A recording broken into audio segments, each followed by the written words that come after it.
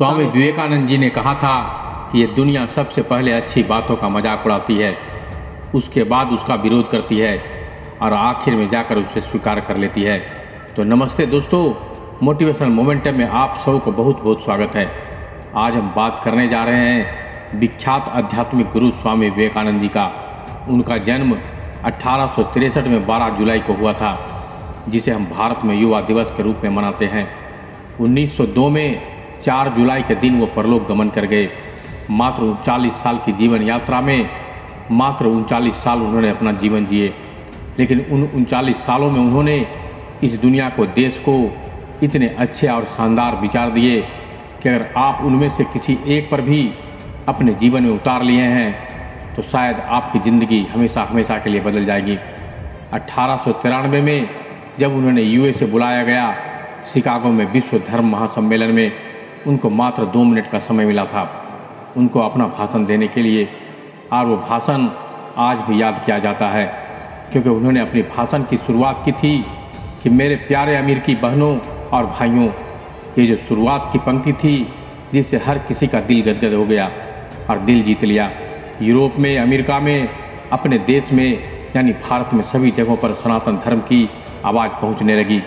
सनातन धर्म की जो सोच है उसे हर जगह पहुंचाने के लिए स्वामी विवेकानंद जी ने रामकृष्ण परमहंस जी की स्थापना की, जो आज भी अपना काम कर रही है।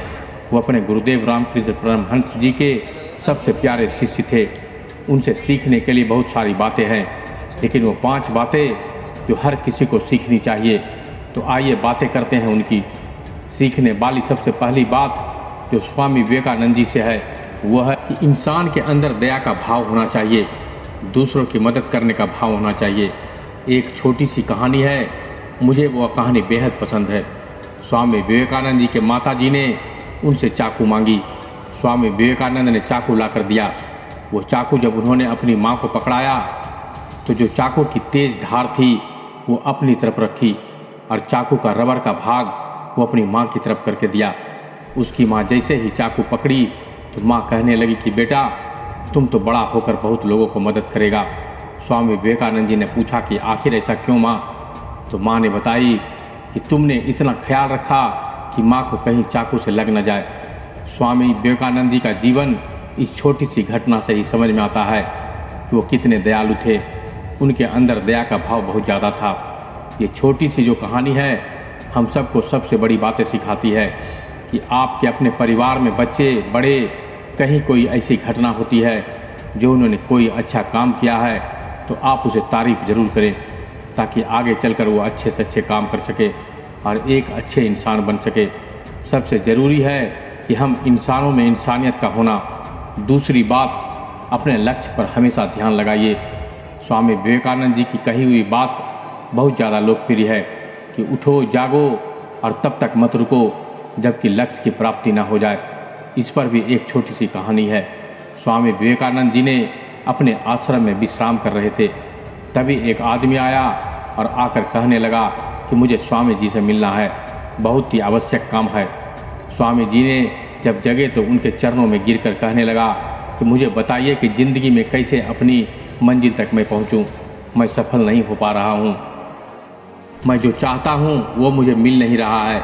स्वामी जी ने उसकी सारी बातें सुनने के बाद कहा कि तुम एक काम करो, ये मेरा पालतू कुत्ता है, इसको थोड़ी दूर घुमा करके ले आओ, फिर तुमसे बातें करते हैं।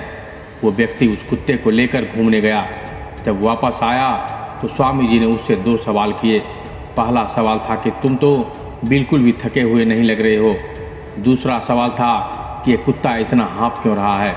उस व्यक्ति ने कहा कि स्वामी जी, मैं जब बाहर गया तो मैं सीधा अपने रास्ते पर चल रहा था, जबकि ये आपका कुत्ता इधर उधर भाग रहा था। वो किसी चीज़ को देखते ही दौड़ने लगता था, इसलिए कुत्ता हाँफ रहा है। स्वामी जी ने कहा कि बस इसी घटना में तुम्हारे जीवन का सार है। तुम्हें तुम्हारी मंजिल सामने दिख रही है, लेकिन तुम भी उससे भटक जाते हो, कभी इधर कभी उधर, और जहाँ पहुँचना है वो एक चीज़ जो तुम वाकई पाना चाहते हो वहाँ तक पहुँच ही नहीं पाते हो। और तुम ऐसे ही दौड़ते रहोगे तो थोड़ी सी देर में तुम हाँफने लगोगे, लेकिन अगर सीधे चलोगे तो मंजिल तक ज़रूर पहुँच जाओगे। ये कहानी भी हमें यह सिखाती है कि ज़िंदगी में अपने गोल की तरफ फोकस कीजिए, डिस्ट्रैक्ट मत होइए। कई बार हम दूसरों की बातों में आकर ऐसा सोचते हैं कि उसने तो इस फील्ड में अपना मुकाम हासिल कर लिया है, मुझे भी उधर ही जाना चाहिए। हम बहुत जल्दी ही डिस्ट्रैक्ट हो जाते हैं, फिर पता चलता है कि वो हमारे काम का नहीं था। जहाँ हम जाना चाहते थे वहाँ हम जा नहीं सके, इसलिए देर हो गई। तीसरी बात, सीखने वाली बात सबसे ज़रूरी है कि सबसे बड़ी बात हो सकता है। आप कहेंगे कि इसमें क्या है सीखने का, लेकिन आज के ज़माने को देखते हुए ये लगता है कि ये सबसे इम्पोर्टेंट लर्निंग है। रिस्पेक्ट वीमेन, नारी का सम्मान हमेशा होना चाहिए। स्वामी विवेकानंद जी की एक घटना है, वो देश विदेशों में प्रचार कर रहे थे सनातन धर्म का और लगातार बात रख रहे थे दूसरे देश में, और वहाँ बहुत सारा लोग उनसे मिलने के लिए आ रहे थे। एक महिला उनके पास आई और कहने लगी कि मैं आपसे बहुत प्रभावित हूँ, आप बहुत अच्छी अच्छी बातें करते हैं और मैं आपको अपना पति बनाना चाहता हूँ। जहाँ उस महिला ने शादी के लिए प्रपोज किया, स्वामी विवेकानंद जी ने कहा कि ऐसा कैसे हो सकता है, मैं एक सन्यासी हूँ और अगर आप मुझसे प्रभावित हैं तो एक काम कीजिए, आप मुझे अपना बेटा बना लीजिए, इससे मेरा सन्यास भी नहीं टूटेगा और आपको मेरे जैसा बेटा मिल जाएगा। जहाँ उन्होंने ये बात कही, वो महिला स्वामी जी के चरणों में गिर गई और कहने लगी कि वाकई में आप ईश्वर के समान हैं, जो कभी भी अपने धर्म के रास्ते से विचलित नहीं होते हैं। ये छोटी सी घटना हम सभी को एक सबसे महत्वपूर्ण बात बता देती है कि एक नारी का सम्मान सदैव कीजिए, कि इन्हीं की वजह से आज हम इस दुनिया में आए हैं। चौथी बात, ज़िंदगी में अपने मेंटर्स को हमेशा वैल्यू कीजिए, अपने गुरु को कभी भी यूँ मत भूलिए।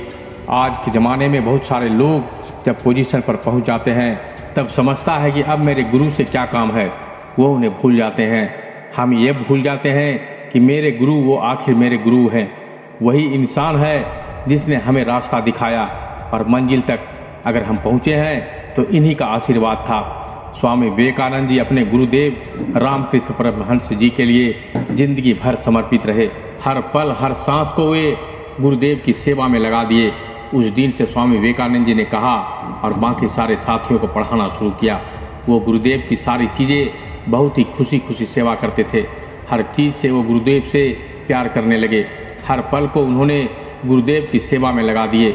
रामकृष्ण परमहंस जी जब अपने ज़िंदगी की आखिरी सांसें ले रहे थे तब बहुत ज़्यादा उनकी तबीयत खराब होने लगी। उस वक्त भी अपने गुरुदेव के साथ रहते थे स्वामी जी।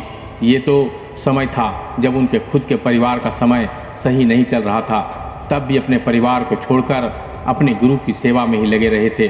स्वामी विवेकानंद जी का मानना था कि उनकी सेवा में मुझे विलीन होना है और उसमें विलीन होकर पूरे दुनिया में जो धर्म का प्रचार प्रसार करना है। पांचवी बातें, इंटेलिजेंट बनिए लेकिन ह्यूमर का साथ कभी मत छोड़िए, क्योंकि कई बार हम बहुत सीरियस हो जाते हैं और भूल जाते हैं कि हंसना भी ज़िंदगी का हिस्सा है। हमारी हंसी बहुत महत्वपूर्ण है। स्वामी विवेकानंद जी की एक बार विदेश में कहीं डिनर कर रहे थे, उसके साथ में एक विदेशी भी बैठा हुआ था और वो कहने लगा कि मैं किसी ऐसे रेस्टोरेंट में खाना नहीं खाऊंगा जहाँ पर एक सुअर और एक चिड़िया साथ बैठे हो। तो स्वामी विवेकानंद जी ने कहा कि आपका मतलब है कि मैं उड़कर चला जाऊँ। ये जो बात उन्होंने कही, हर कोई वहाँ पर ठहाके लगाने लगे। एक हंसी का माहौल बन गया। एक छोटा सा किस्सा लेकिन सिखाता है कि ज़िंदगी में हंसी मजाक भी ज़रूरी है। अपने इंटेलिजेंस के साथ, ह्यूमर के साथ रखिए, ये आप और आपको अच्छा इंसान बनाने में मददगार साबित होगा। स्वामी विवेकानंद जी ने 5 कमाल की बातें बताई। पहली, चिंतन करो, चिंता नहीं, नए विचारों को जन्म दो। दूसरी, एक समय पर एक ही काम करो और उस काम को करने पर अपनी आत्मा को उसमें पूरी तरह से झोंक दो, पूरी ताकत के साथ उस काम को करने में लग जाओ। तीसरी, उठो जागो और तब तक मत रुको जब तक कि लक्ष्य की प्राप्ति ना हो जाए। चौथी, जब तक जीना है तब तक सीखना है। और आखिरी 5वीं, ये दुनिया एक जिम है, यहाँ हम अपने आप को मजबूत बनाने के लिए आते हैं और चलते चलते बातें करते हैं। स्वामी विवेकानंद जी के जीवन के अंतिम क्षणों की, अपने जीवन के आखिरी दिन उन्होंने शुक्ल यजुर्वेद की व्याख्या की और कहा कि एक और विवेकानंद चाहिए, ये समझने के लिए कि इस विवेकानंद ने अब तक किया ही क्या है। तो दोस्तों, हमें कमेंट करके ज़रूर बताइएगा कि ये आगे की पंक्तियाँ क्या हो सकती है। अगर ये कहानी आपको पसंद आई हो तो हमें लाइक कीजिएगा, अपने दोस्तों और रिश्तेदारों के साथ शेयर कीजिएगा और अगर हमारे चैनल से आप जुड़ना चाहते हैं तो इसे सब्सक्राइब कर लीजिएगा। तो मिलते हैं एक और ज्ञान भरी बातों के साथ, तब तक के लिए धन्यवाद।